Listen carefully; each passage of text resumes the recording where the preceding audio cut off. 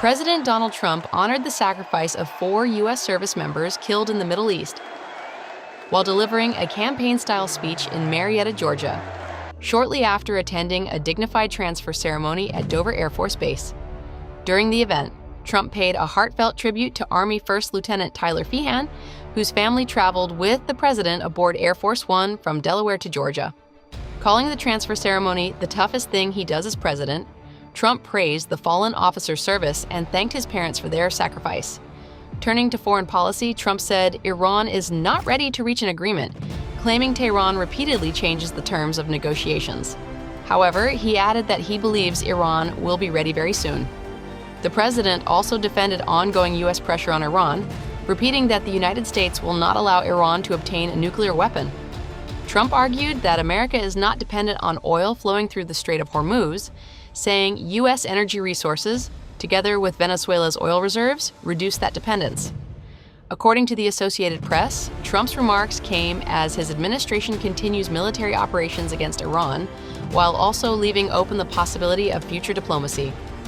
Also, Venezuela is doing better than they've ever done before, too. The big oil companies are going in, and they're signing up. We have Chris Wright working on it, Doug Burgum working on it, Scott is working on them, and it's been incredible, actually. It's got serious oil. In fact, if you combine us and Venezuela, we have about 62% of the world's oil market. So we don't need straits. We don't need anything.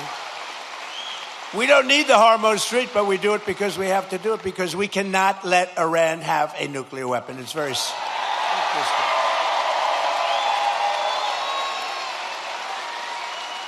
And the stock market has said, and that's with this skirmish we have going on. I call it a skirmish.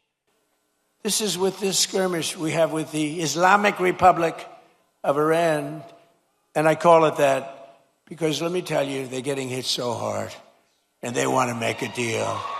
But I say they're not ready to make a deal, because every time they make a deal, they want to change it and everything. They're not ready. They'll be ready very soon. You get elected, and she thinks I'm the most brilliant financial mind in the world now. And I just left Dover Air Force Base, which is an incredible place, but oftentimes very sad, because that's when they bring the bodies of our great heroes, our great patriots, warriors. They bring them back to Dover. And I've been there many times before. This was in particular something very sad.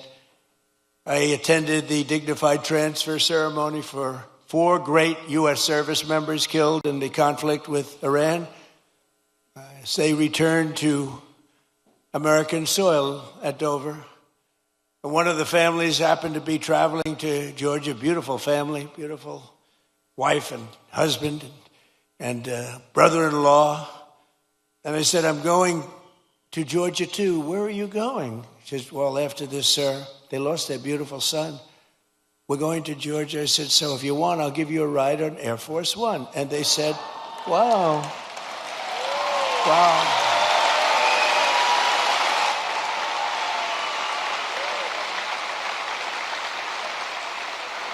His name was Lieutenant Tyler Feehan, and he was a person that was going all the way. He was going to be a general. He would have been a general very quickly.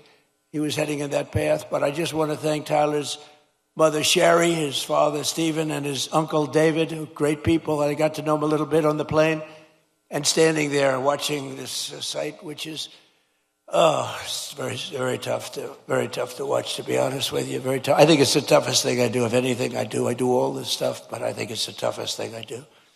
But to Sherry and Stephen and David, we will carry Tyler's memory in our hearts forever. And I just want to thank you. It's an honor to have you here today. Please. His comments about Iran's willingness to negotiate reflect the administration's position and have not been independently confirmed by Iranian officials.